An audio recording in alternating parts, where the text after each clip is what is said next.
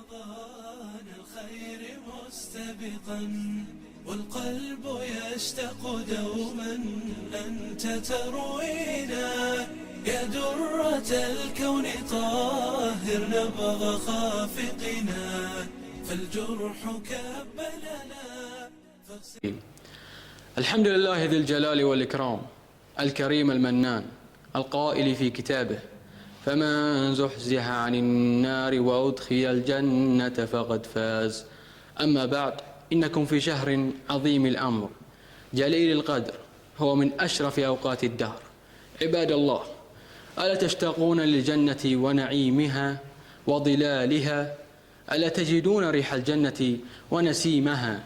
إن أهل الجنة لا يبولون ولا يتغوطون ولا يتمخطون ولا يتفلون، أمشاطهم الذهب، يحلون فيها من أساور من ذهب ولؤلؤا ولباسهم فيها حرير.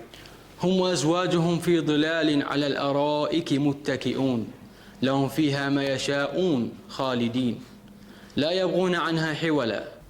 قال صلى الله عليه وسلم: إذا دخل أهل الجنة الجنة ينادي مناد: إن لكم أن تصحوا فلا تسقموا أبدا، وإن لكم أن تحيوا فلا تموتوا أبدا، وإن لكم أن تشبوا فلا تهرموا أبدا، وإن لكم أن تنعموا فلا تبتئسوا أبدا.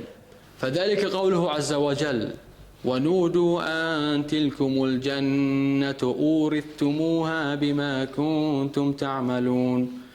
وأعظم عطاء لأهل الجنة هو النظر إلى وجه الله الكريم، لقول النبي صلى الله عليه وسلم: إذا دخل أهل الجنة الجنة نادى مناد: يا أهل الجنة إن لكم عند الله موعدا يريد أن ينجزكموه. فيقولون: ما هو؟ ألم يبيض وجوهنا؟ ألم يثقل موازيننا؟ ألم يدخلنا الجنة ويجيرنا من النار؟ فيكشف الحجاب فينظرون إليه، فوالله ما أعطاهم الله شيئا أحب إليهم ولا أقر لأعينهم من النظر إليه. ثم تلا صلى الله عليه وسلم: للذين أحسنوا الحسنى وزيادة. فالحسنى هي الجنة، والزيادة أعظم نعيم يعطاه أهل الجنة، وهو النظر إلى وجه الله الكريم. اللهم لا تحرمنا النظر إلى وجهك الكريم، واجعلنا من المقبولين الفائزين، والحمد لله رب العالمين.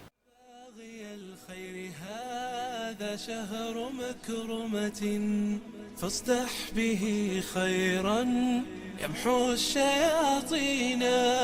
طوبى لمن حقق الأفضال مجتهدا تقوده لجنان شوقها